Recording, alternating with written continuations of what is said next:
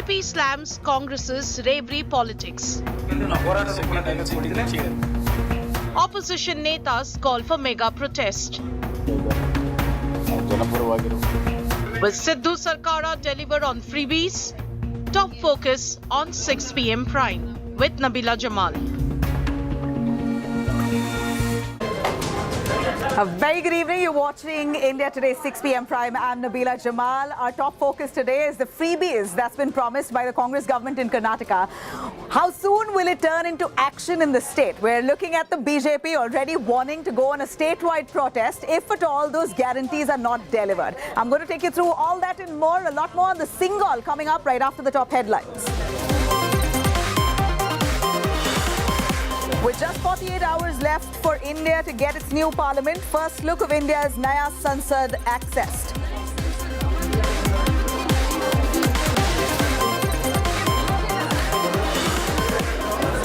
Politics speaks over new parliament inauguration. 20 opposition parties to skip. BJP condemns boycott call. Supreme Court dismisses the plea against parliament's inauguration.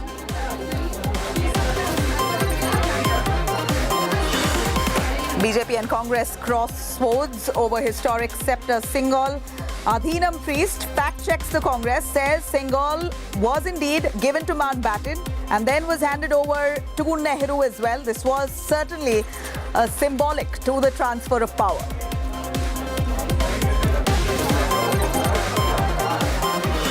Rahul Gandhi granted no objection over issuance of ordinary passport for a span of 3 years against Rahul's demand of 10 years' time.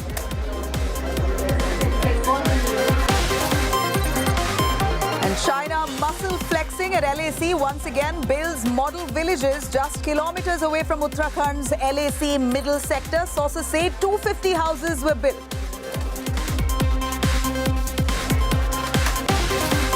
Pakistan government claims former Pakistan Prime Minister Imran Khan's role in May 9th Lahore riots established. Imran Khan to face trial under Army Act. Pakistan government also moves to ban Imran's party, the PTI.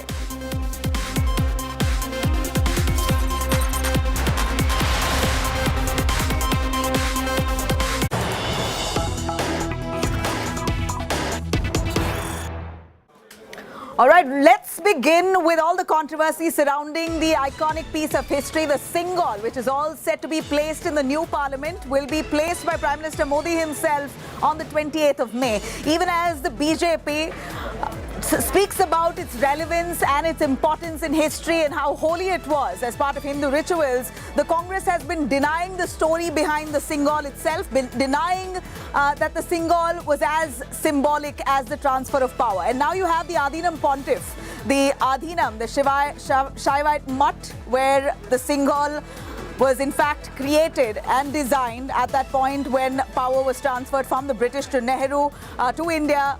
Prime Minister Nehru at that point, Jawaharlal Nehru, the first independent India Prime Minister, was given that Sengol. Adhinam says that the Sengol was indeed handed over to Nehru and there are pictures of it. Adhinam Pontiff, speaking at a live press conference just moments ago, says the Sengol was handed over to Lord Mountbatten and then was handed over to Nehru. This indeed was symbolic of the transfer of power.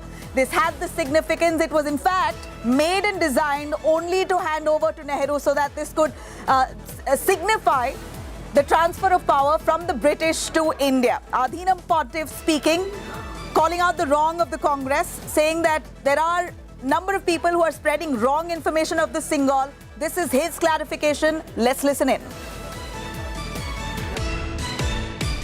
அங்கே விமானம் மூலமாக டெல்லிக்கு சென்றார்கள். அங்கே Mountbatten பிரபு அவர்களிடத்திலே தம்பரான் சுவாமிகள் அந்த செங்கோலை கொடுக்க, அந்த செங்கோல் மீண்டும் மவுண்ட்பேட்டன் பிரபு அவர்கள் தம்பரான் சுவாமிகளிடம் ஒப்படைத்து இந்த ஆட்சி பொறுப்பை நேருஜி அவர்களிடம் கொடுக்க வேண்டும் என்று சொல்ல,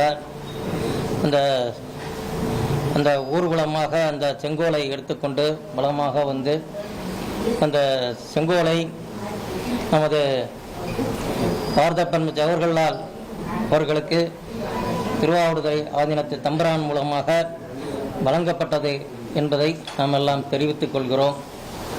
இது மகிழ்ச்சியான ஒரு செய்தி. இன்று 75 ஆண்டுகளாக இந்த அலகாபாத்தில் அந்த அருங்காட்சியகத்தில் ஒரு கண்ணாடி பெட்டிக்குள்ளே இருந்த அந்த செங்கோலை இன்று பாரத பிரதமர் நமது மோடி அவர்கள் இன்று பாராளுமன்றம் திறக்கப்பட உள்ளது வருகிற 28ஆம் தேதி அன்று அந்த செங்கோலை பாரத பிரதமர் அவர்கள் வாங்கி அந்த செங்கோலை நமது அந்த சபாநாயகரை இருக்கையிலே வைக்கப்பட்டு இருக்கிறார்கள் என்பதெல்லாம் நாம் கேள்விப்பட்டு மகிழ்ச்சி அடைந்தோம். அதுபோல் நமக்கெல்லாம் டெல்லியிலிருந்து அழைப்பு வந்திருந்தது. இந்த அழைப்பு மூலமாக நாளைக்கு நாம் எல்லாம் டெல்லி செல்கிறோம். All right, I'm going to cut across to Shilpa Nair, who's been tracking that press conference live for us. Shilpa, tell us more, as much as this politics rages on, about this iconic piece of history, the Sengol, which now sees itself placed in the new parliament coming 28th of May. Even as we take pride in that Sengol, as it symbolizes transfer of power indeed, the Adhina Mutt trying to dispel all that commotion and confusion around this Sengol, which the Congress says is rubbish. In fact, the Congress's Jairam Ramesh says that whole story of the Sengol signifying transfer of power is concocted. It's not true. There is no evidence in history. But this is the very same Adhina Mutt seer. He is a priest himself and very assertively stresses that it indeed was made to symbolize the transfer of power. The Sengol was indeed designed to give it to Lord Mountbatten and then to Nehru. Tell us a little more of what more did the priest say?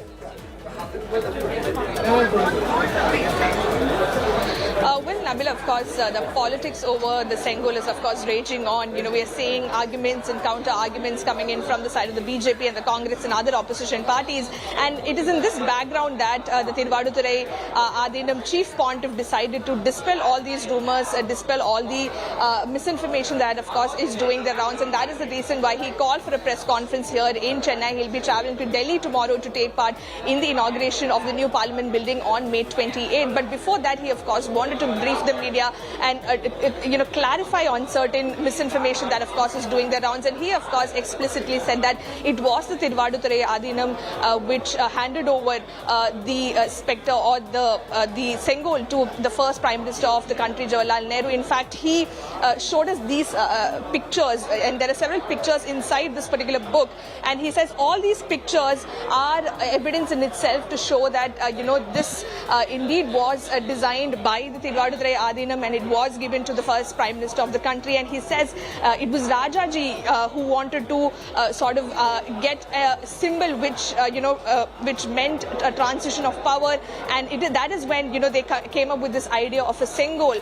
The Sengol, of course, has a Nandi on top of it. There is a Lakshmi, a goddess Lakshmi that has been carved in that Sengol. There is wheat grains that have been carved. So all of this represents justice, dharma, prosperity, and all of that. And that is the kind of message that they wanted to send across to the entire country when the country gained independence. After a lot of that conversation erupted, Shilpa, thank you very much. Adhinam, the Shaivite Mutt seer himself, coming out to clarify all that commotion and confusion around the Sengol, and says, yes, this was indeed, the Sengol was designed to signify the transfer of power by the British to India. And that's why it was designed by the seer and the jewelers from Tamil Nadu. Just like it was tradition as part of the Chola dynasty, this is the same symbolism that they wanted to signify the transfer of power from the British to India, and that's why it was handed over to Nehru.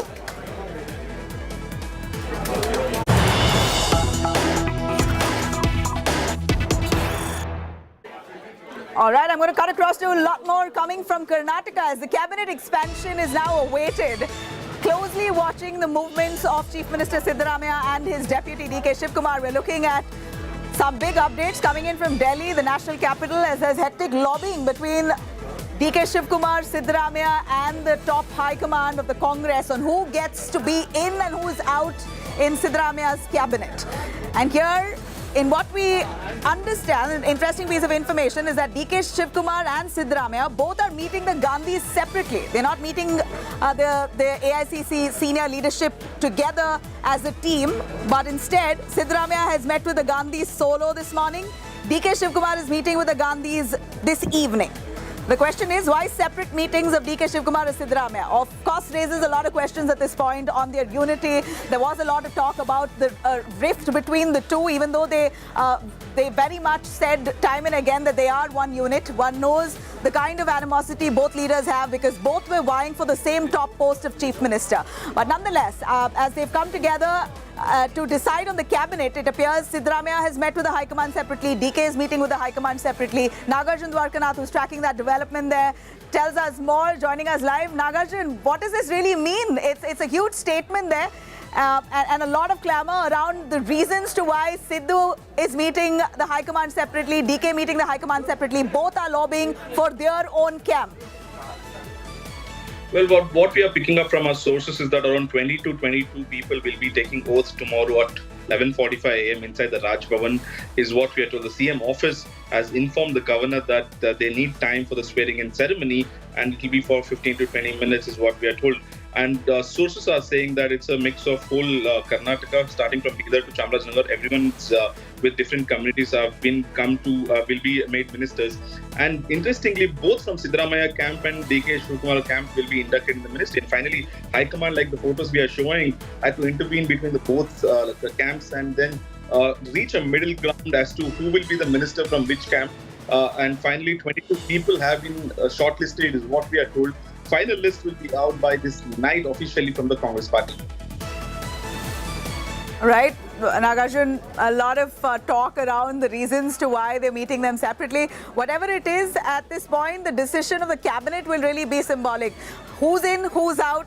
What are the communities represented in the cabinet? A lot of lobbying that's currently taking place. We understand that tomorrow likely could be the swearing in of a bunch of ministers. Who gets what portfolio? All of that clarity we'll have in the days to come. Thank you very much for joining us, Nagarjun, on that.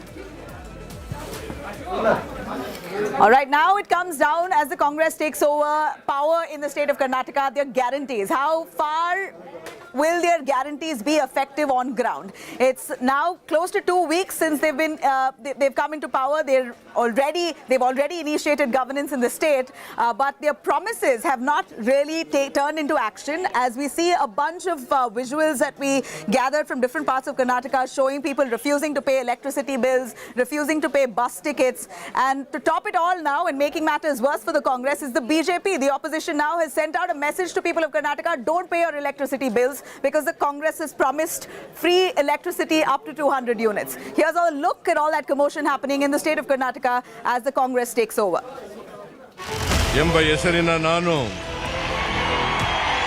Nearly a week after being sworn in, the Siddaramaiah government in Karnataka is facing a backlash over the delay in implementing its 5-poll promises.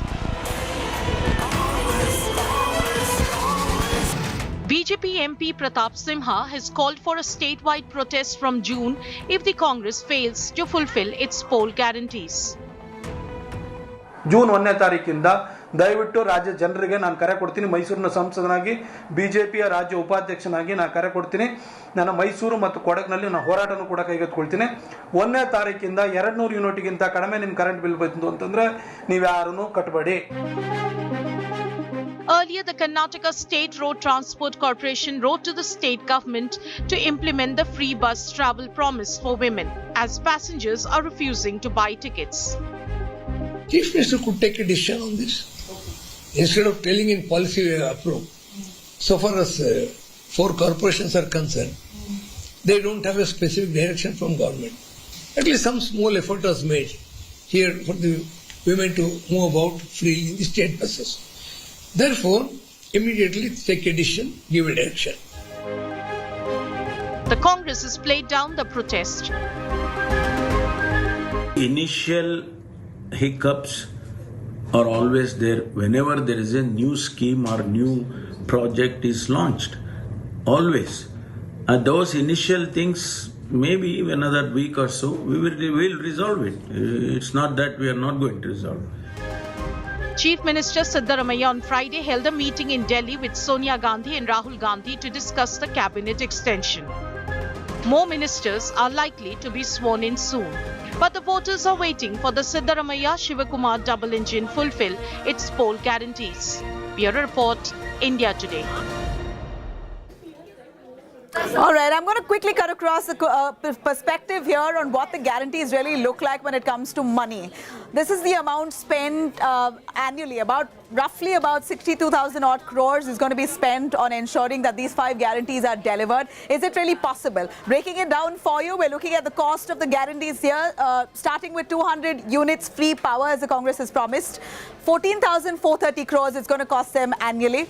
Now, 3,000 rupees for graduates. That's going to cost at least about 3,000 odd crores annually for the Congress. And then 1,500 for diploma holders, 2,000 rupees per head of the family, woman head of the family, will be costing at least about 30,720 crores. And then 10 kg free rice guaranteed to people of Karnataka. That's costing an additional 5,000 odd crores. So roughly, all in all, about 62,000 crores annually. That will be the price to implement these guarantees in the state of Karnataka. I'm going to quickly cut across to our panelists joining us to give us a little perspective on how doable are these guarantees, because one knows that the Congress came into power in Karnataka based on these promises. Cutting across to our panelists here, we have Mohan Krishna, the spokesperson of the BJP, joining us. We have Pratap Kanagal, JDS spokesperson, also Sanket M. Yanagi, who's the Congress spokesperson, to tell us a little more. I'm going to start with Mr. Yanagi. Sanket, we are looking at the Congress's 5 guarantees, which hasn't converted into action on ground yet. Looking at the price here, 62,000 crores annually, roughly, that's going to be the cost. Is it really doable for the Congress? So far, no directions have gone out to district officials or authorities to implement those promises into actual action. And we see that commotion among the public now. Firstly, your voice is not clearly audible. And coming back to the point which you have already conveyed, am I audible? Am I audible?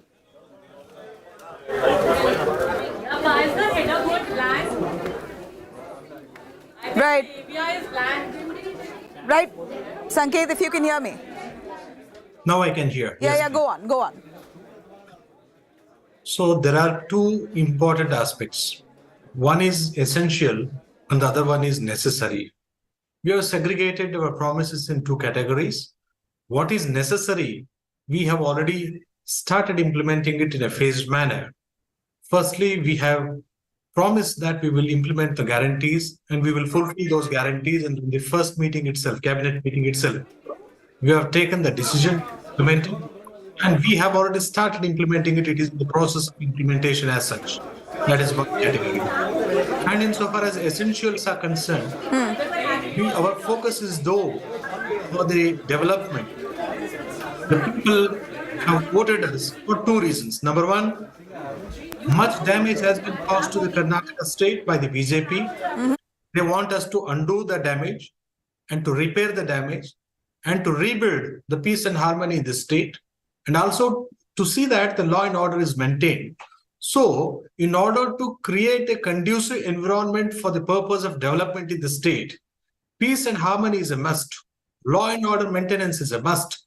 And parallelly, we are focusing on a platform to be built for the purpose of development. And our agenda is for the development to have... I get how you're trying to, I get what you're trying to say here, that this is your focus, this is what you're working towards, ensuring law and order, etc. I see clearly audible. Please, if I can ask my panel director to fix Sanket's audio there. I'm going to take this question to BJP spokesperson Mohan Krishna. Mohan, tell us a little more about the BJP's protest that you all are threatening to launch in Karnataka. We believe the BJP leaders have told public not to pay electricity bills up to 200 units. Is that right? Good evening, Nabila. Yes, sir. Congress over the years have mastered the art of confusing people. This is one of the confusion they have put it across to the people of the Karnataka.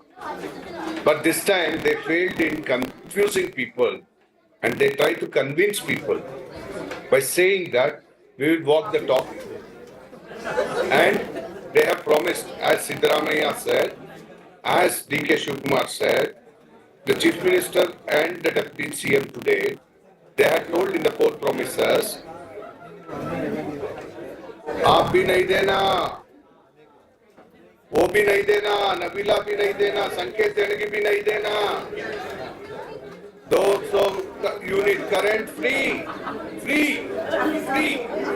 This was the Okay. Stay with us, Mohan. Stay with us, as I'm going to cut across to our JDS spokesperson, Pratap Kanagal. Pratap, we see H.D. Kumaraswamy, the former Chief Minister of Karnataka, your party supremo, who says it's not very easy to deliver these guarantees. This is what Kumaraswamy says.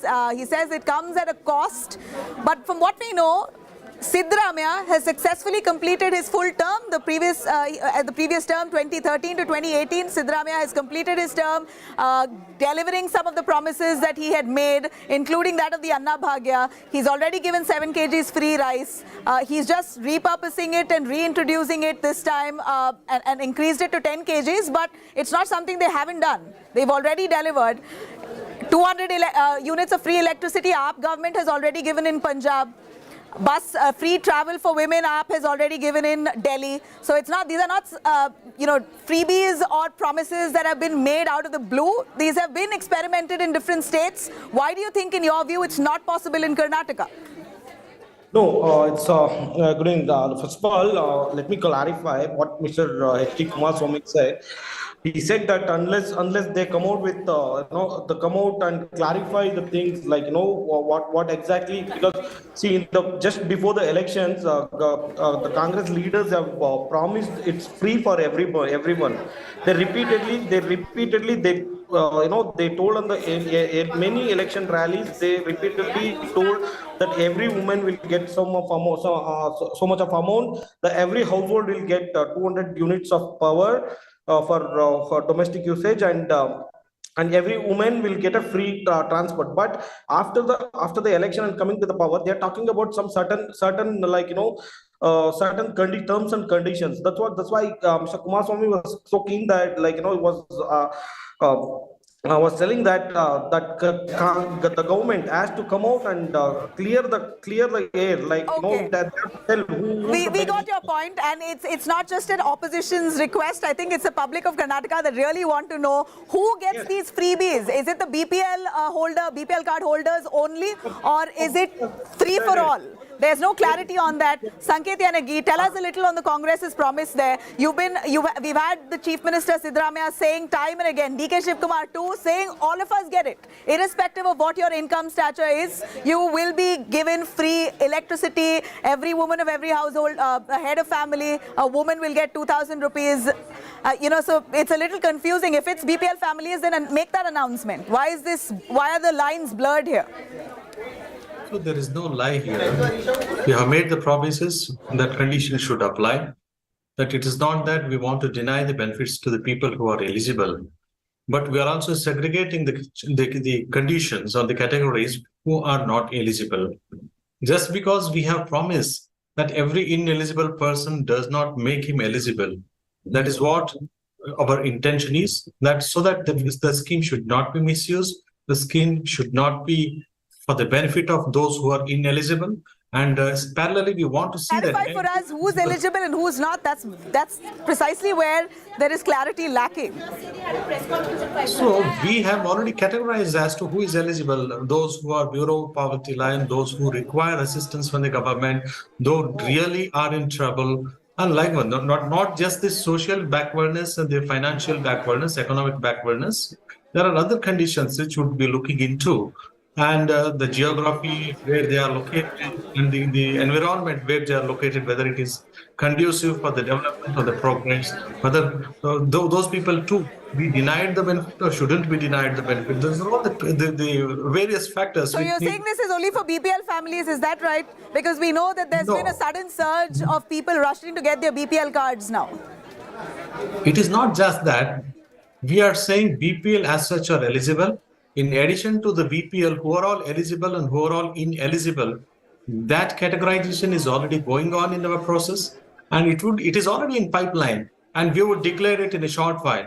And most of the BJP, which has failed in its promise in the previous term, is now running back and forth for the Congress. Right, Mr. Yanagi, BJP is gone and over. You all have taken over governance now. There's no point, going back to what the previous government has done. You tell us what you have to do, what you are going to do, who's eligible, who's not. There's still no clarity on that. And people of Karnataka are asking, it's not the opposition request. People really want to know if everyone gets free electricity, if everyone gets free bus travel, all women get free bus travel, if those guarantees really trickle down to every household, or is it only BPL families? And if it's BPL, make that, really make that demarcation and announce that. That's precisely what the ask is. But thank you very much, all our panelists, for joining us. Mr. Yanagi, Pratap and Mohan. Sorry, Mohan, we do not have time for your retort there, but they clearly hear the Congress making its promises, saying that they are focused around delivering it, but it's been 2 weeks and above. So far, that action has not been taken on ground. BJP has already threatened to launch a protest. We're going to see how that goes forward. Thank you very much for joining us.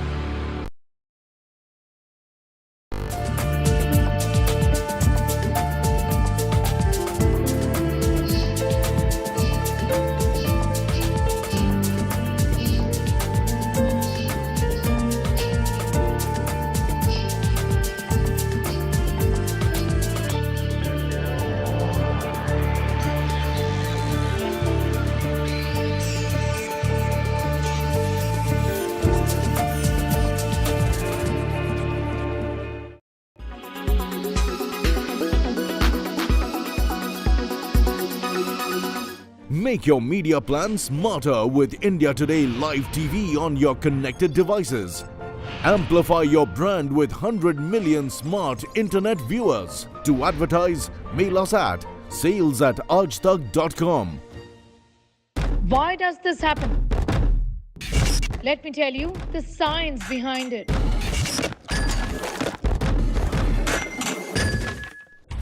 For more informative videos like this, keep watching India Today News Mode.